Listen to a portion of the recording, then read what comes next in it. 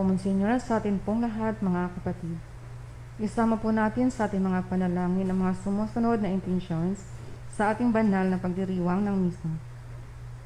Thanksgiving and special intentions of Cancer Warriors Foundation, Sylvia Maralit, Gina Reforma, Gutierrez and Correlia family, Rolly and Celia Arcibal and family, Villa and San Pedro family, Frank and Bintia Lin, Manguera family, Daniel and Linda Manguera and family, mga Lima ng Liasas family, Villarmino family, Rodel and Mali Medinilla and family, Gilbert and Peng Malelang and daughter Gina, Rowell and Gay Malelang Ribajanera and family, Engineer and Mrs. Aben and Ningning Pan and family, Bautista and Bitinol family, Rogelio and Lovely Padua and family, Thanksgiving and Safe Faith, Wilfredo and Mary Grace Esplana and family, for the safety of the doctors, nurses, hospital staff, military government officials, volunteers, priests, and lay persons all over the world. Birthday blessings for Irene Felizar, Arvis Emilia, Roberto Ibrisa, Father Monmon Amado, Meiji Aguiflor, Milagros Abdon, Concepcion Malagutnot, Rose Magkamit Herrera, and Bernarda Olavides.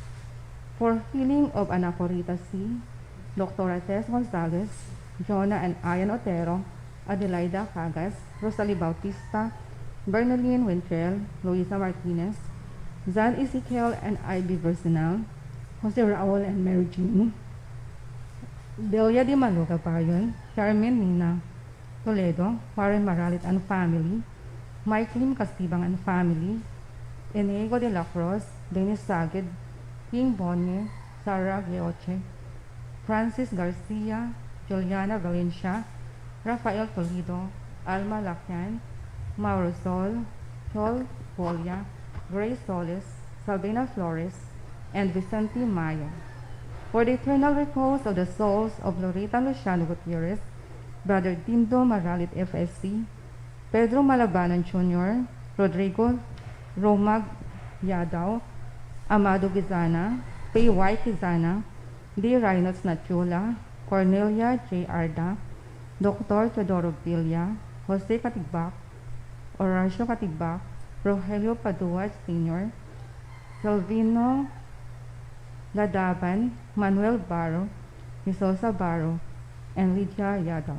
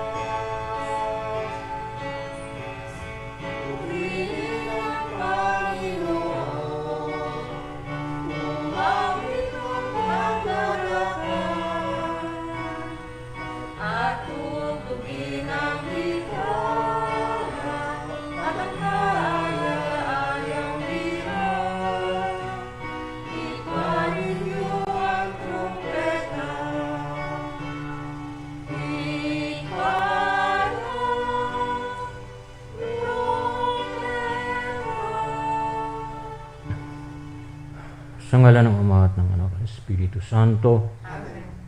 Sumainyo ang Panginoon. At sumainyo. Mga kapatid, tinibon tayo bilang kaanib ng kanang Diyos. Kaya dumulog tayo sa mawaing Panginoong nagpapatawad ng lubos.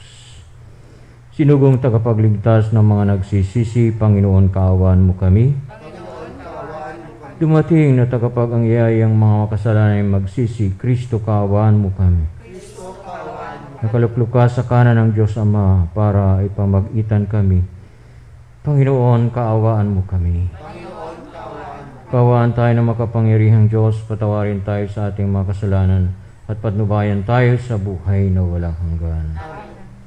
Manalangin tayo.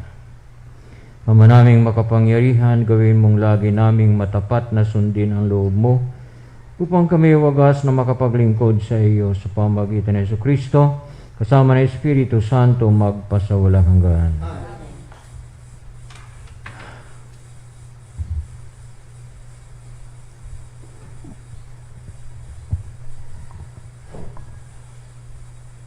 Pagbasa mula sa sulat ni Apostol San Pablo sa mga taga-Efeso. Mga kapatid, alalahanin ninyo na noong panahong iyon, hiwalay kayo kay Kristo, hindi kabilang sa bayang Israel, at di saklaw ng mga tipang nasasalig sa mga pangako ng Diyos. Nooy nabubuhay kayong walang pag-asa at walang Diyos. Ngunit ngayon, dahil sa inyong pakikipag-isa kay Kristo Jesus, kayong dating nasa malayo ay nailapit sa pamamagitan ng kanyang kamatayan. Pinagkasundo niya tayo, kaming mga Hudiyo at kayong mga Hintil, ay kanyang pinag-isa sa pamamagitan ng kanyang katawang. Pinawi niya ang alitan sa paraang pader na naghihiwalay sa atin.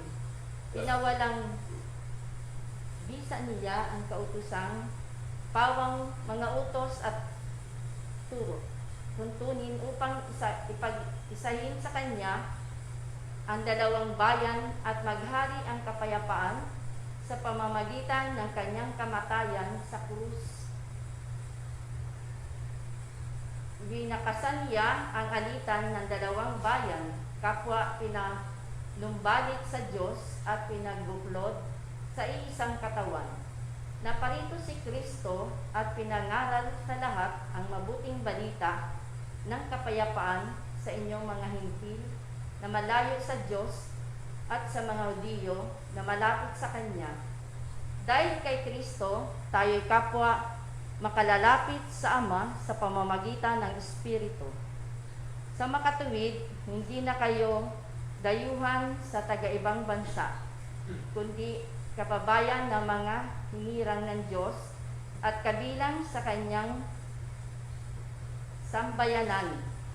Kayo'y itinayo rin sa saligan ng mga apostol at mga propeta na ang batong panulukan ay si Kristo Jesus, at sa pamamagitan niya, nagkakaugnay-ugnay ang bawat bahagi ng gusali at nagiging isang templong banal. Dahil din sa inyong pakikipag-isa sa Kanya, kayo may kasama nilang naging bahagi ng tahanan ng Diyos sa pamamagitan ng Espiritu. Ang salita ng Diyos. Salamat sa Diyos.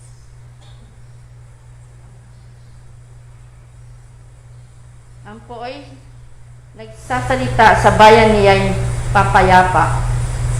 Ang po nagsasalita sa ngalan niya ay papayapa. Sa pangalan ng may kapal, tayo'y tinutulungan.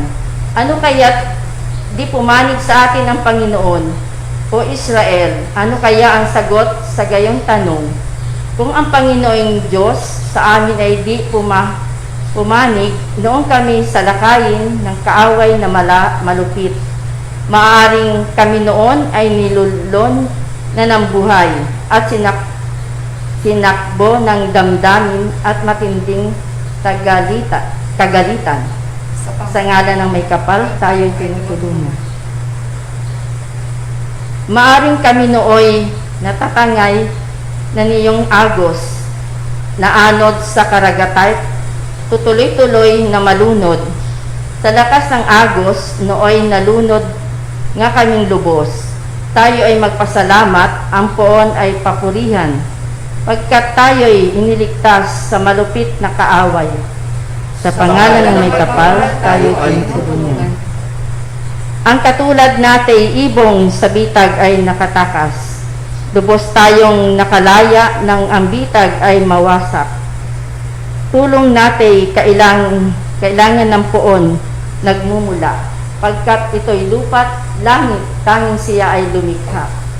Sa pangalan ng Panginoon, may kapal tayo tinutulungan.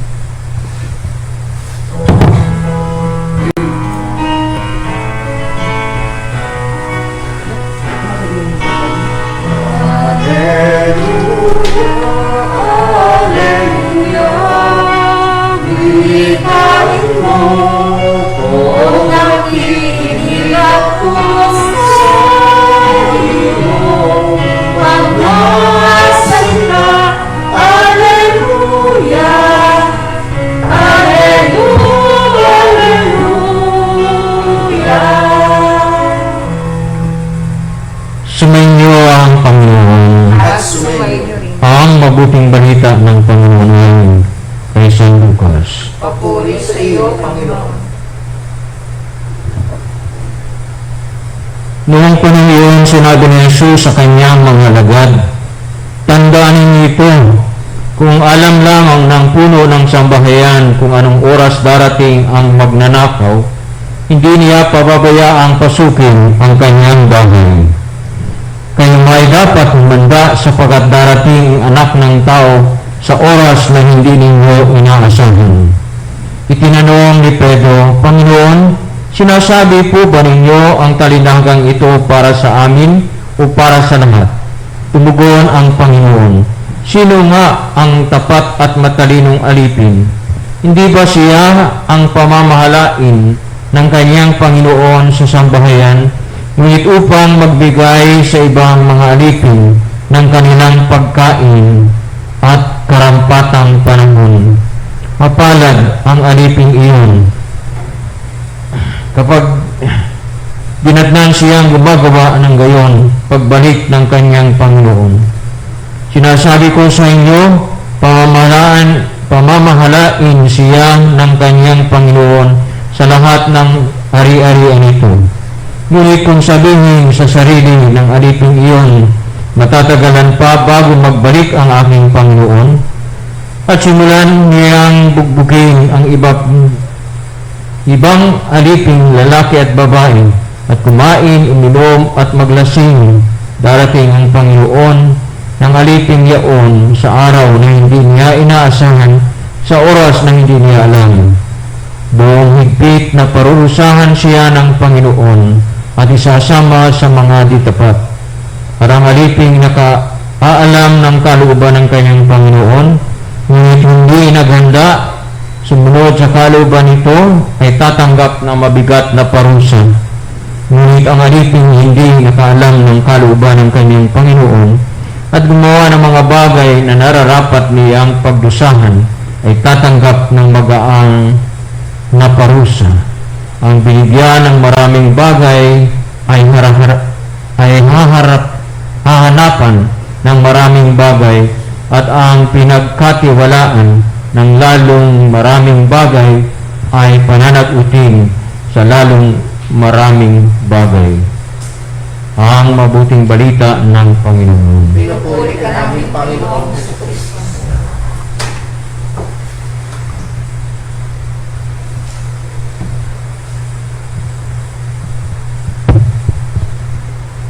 Ang ating mabuting balita ay naglalarawan ng isang katotohanan tungkol sa ating pananampalataya, kung ano ang darating sa wakas ng panahon.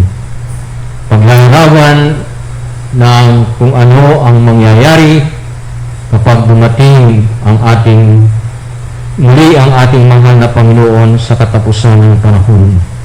At kaya nga, binababalaan tayo na tayo laging maging handa, tulad ng isang pinagbilinan na mga siwa sa kanyang bahay o tahanan, ay nararapat na tayo'y maratnan kung sa kanyang pagbabalik tayo ay naghihintay. Ang kabanalan ng ganitong paghahantay ay nararapat din na dito lumago ang ating kabanalan ng pagpapunyagi at paggawa ng kalooban ng Panginoong Diyos, ang kalooban ng darating. At maliwanag din naman na ibinibigay sa atin ng Ebanghelyo na kapag hindi tayo nakahanda o ginawa ng nararapat ang dapat nating gawin, ay mayroong kaparusahan. At kung marapat na tayo ay sumunod sa kalooban ng darating o ng Panginoon, ay mayroong gantimpala na tayo ay tatawagin. At isang pagbabala rin ang binibigay sa atin, ang buong talata. Ang binigyan ng maraming bagay ay hahanapan ng maraming bagay. Ang pinagkatiwalaan ng lalong maraming bagay ay pananagutin sa lalong maraming bagay. Ang biyaya ng Diyos ay patuloy ng pinagkakaloob sa atin. Dapat lamang na ang biyayang ito ay gamitin natin ayon sa kanyang kalooban, nang sa gayon pagdating ng takdang panahon sa pagsusulit sa atin, marami man o maliit ang ating kinamtan o ating biyaya na natamo, ay isusulit po rin natin ito sa ating Panginoong Diyos sa katapusan ng buhay natin.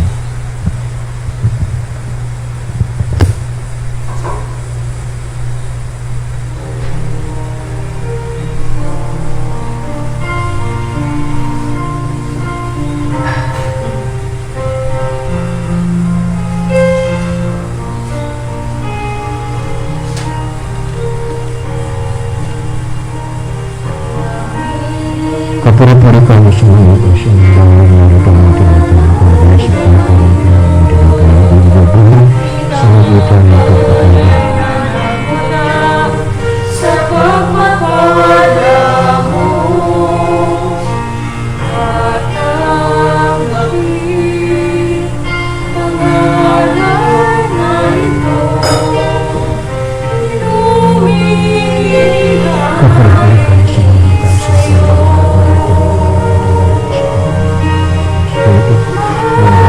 aming Diyos, iyong tanggapin ang munting alay mula sa amin.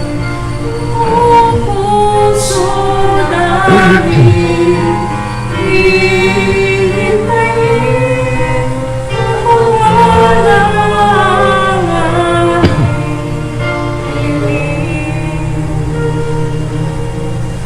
Manalangin kayo mga kapatid upang itong ating handog ay kalugdan ng Diyos, Amang makapangyarihan. Ang ginawa ng Panginoon pagkain sa iyong mga kamay, pagkakilala sa labanan, sa pagkakinabangan, sa pagsasabi sa pinangyayari. Ang manaming lumikha, ipagkaloob mo ikaw ay aming kusang mapaglingkuran sa paghahain namin ng mga alay na iyong bigay upang kami dalisayin ng iyong pagmamahal sa paglilingkod namin ngayong ginaganap ang banal na pagdiriwang sa pamagitan ng Jesucristo kasama ng Espiritu Santo magpasawalang hanggan. Sumainyo ang Panginoon. Itaas sa Diyos ang inyong puso at diwa. Pasalamatan natin ang Panginoong ating Diyos. Ang manayang makapangyarihan, tunay ng marapat na ikaw ay aming pasalamatan sa pamagitan ng Jesucristo na aming Panginoon.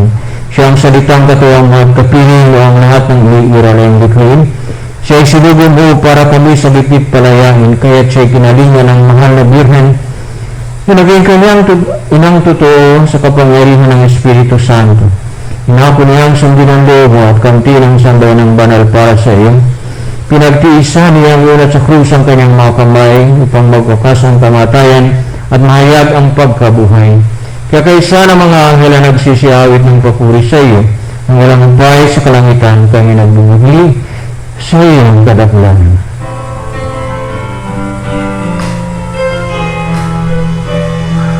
Santo, Santo, Santo, Panginoong Diyos na makapangyarihan, napupuno ang langit at lupa ng kaluwalhatian mo.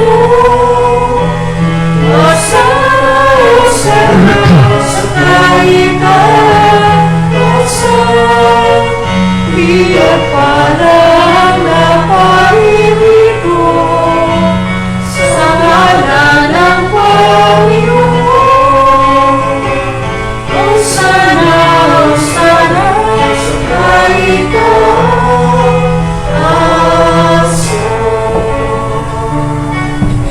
Ang naming banali ka ang bukal ng tanang kabanalan, kaya't sa pamagitan ng iyong Espiritu, ngayon pong banalang mga kaloob na ito pang para sa amin ay maging katawan at dugo ng aming Panginoong Hesukristo. Bago niya pinagtiis ang kusang loob na maging handog, hinawakan niya ang tinapay. Pinasalamatan kanya, pinaghati-hati niya yon, iniabot sa kanyang mga laban at sinabi, tanggapin niyong lahat ito at kain. Ito ang aking katawan na ihahandog para sa inyo.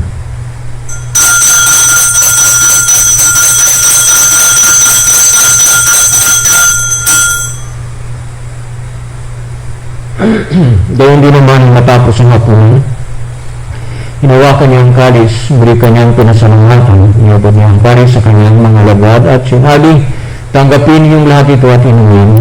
Ito ang kalis ng aking dugo, ng bago at walang itipan. Ang aking dugo na ibubuhos para sa inyo at para sa lahat. Sa ikapagpapatawad ng mga kasalanan, gagawin ito sa pabalahanan sa akin.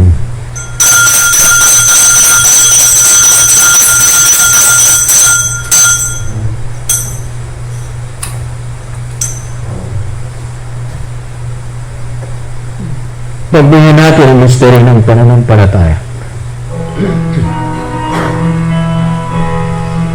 Kristo'y namatay, si Kristo'y nabuhay, si Kristo'y babalik sa wakas ng panahon. Ama, ginagawa namin ngayon ang pag-alaala sa pagkamatay at muling pagkabuhay ng iyong anak. Kaya't inialay namin sa iyo ang tinapay na nagbibigay buhay, ang kalis na nagkakaloob ng kaligtasan. Kami nagpapasalamat dahil kami minarapat na tumayo sa harap mo para maglingkod sa iyo. Isinasamo namin kami magsasalo-salo sa katawan at dugo ni Kristo ang mabuklod sa pagkakaisa sa pamagitan ng Espiritu Santo. Ama, ringapin mo ang simbahang laganap sa buong daigdig. Puspusin mo kami sa pag-ibig kay San Francisco na aming Santo Papa, ni Marcelino Antonio na aming Obispo at ng Tanang Kaparian. Alalahanin mo rin mga kapatid naming nahimlay. May pag-asang sila ay muling mabuhay, gawin din ang lahat ng mga pumanaw. Paawan mo sila at patuloyin sa iyong kaliwanagan. Kaawan at paglindapatin kami lahat na makasalo sa iyong buhay na walang wakas. Kaysa ng mga Birhen Maria, ni ng Diyos, ni San Jose, at kanyang banal na esposo, kaysa ng mga apostol at ng lahat ng mga banal, na namuhay dito sa daigdig ng kalugod-lugod sa iyo. Maipagdiwang nawa namin ang pagpupuri sa ikararangan mo sa pamamagitan ng iyong anak na aming Panginoong Hesukristo. Sa pamamagitan niya, kasama niya at sa kanyang lahat ng parangal at papuri ay sa Diyos amang makapangyarihan, kasama ng Espiritu Santo magpasawalang hanggan. Sa tagubili na nakagagaling na utos sa turo ni Jesus na Panginoon natin at Diyos, ipahayag natin ng lakas loob.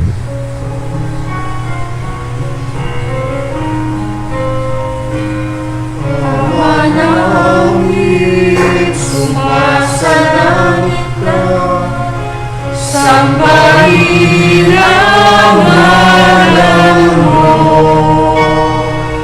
Bapa sa amin, ang kaharian mo, sundin ang loob mo. Ikaw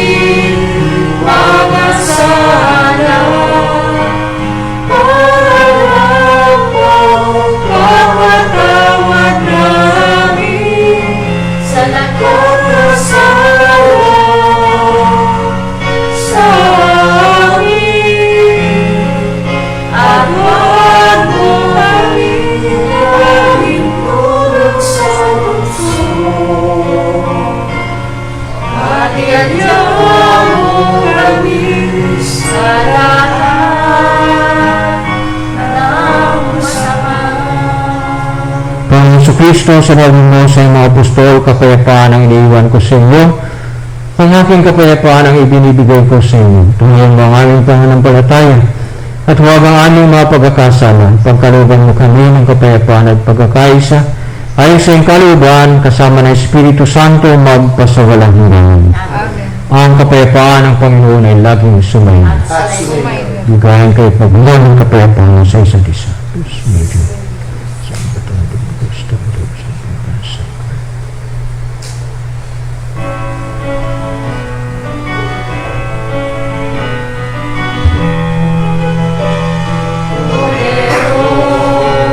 ng Diyos, nananalis ng mga kasalanan ng sanlibutan. Maawa ka, Kordero ng Diyos, nananalis ng mga kasalanan ng sanlibutan. Maawa ka, Kordero ng Diyos, na nagalis ng mga kasalanan. Ipagkaloob mo sa amin ang kapayapaan.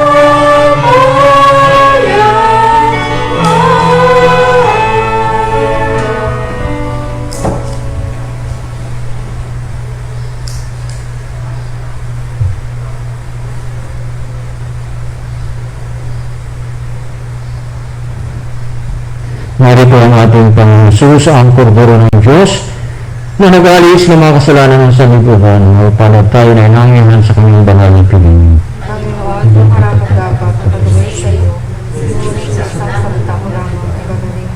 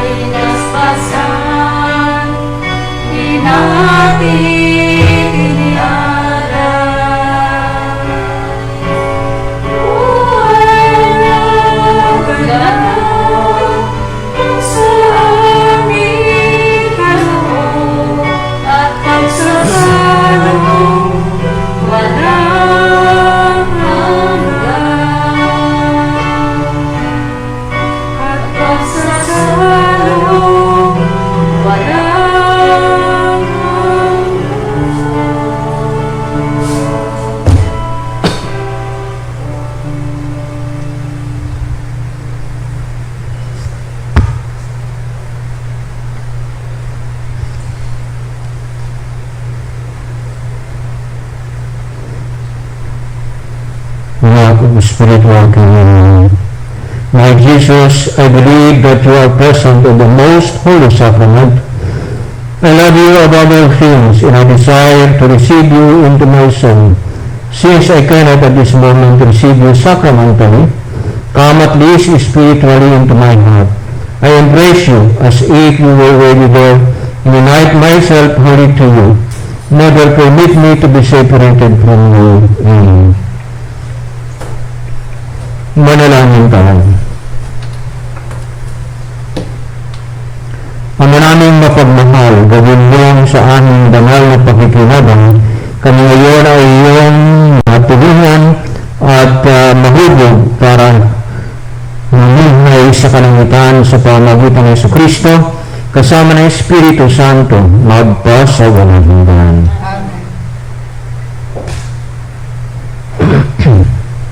Orasyo Imperata. O Diyos, amang mapagmahal, muli po kami lumalapit sa panahon ito ng pagsubok. Hiniling namin ang inyong biyaya upang aming malampasang lahat ang panganib na dulot ng COVID-19 na marami na ang napektuhan.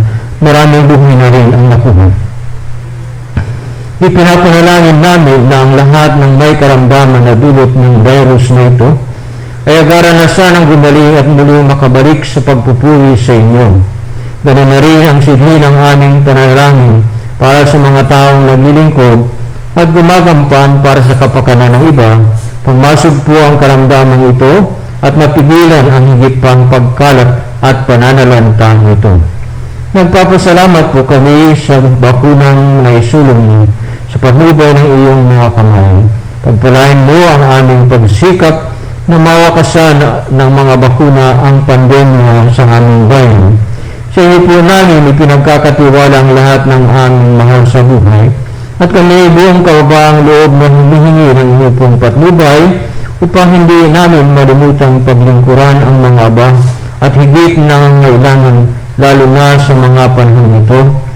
Ang lahat ng ito ay aming hinihiling sa pamamagitan ng Jesucristo ang Panginoon namin at ng Espiritu Santo magpasawalang hanggan.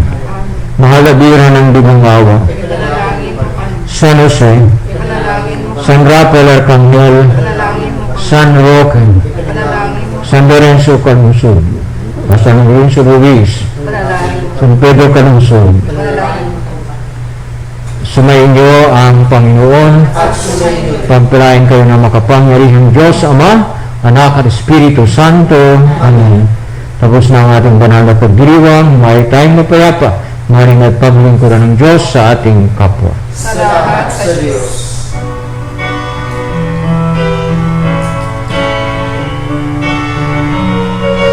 Magpasalamat kayo sa Panginoon na siyang lumikha na lahat ng bagay dito sa mundo. Siyang gumawa ng buhay ng mga bituin upang magbigay ng liwanag sa pagsapit ng dilim.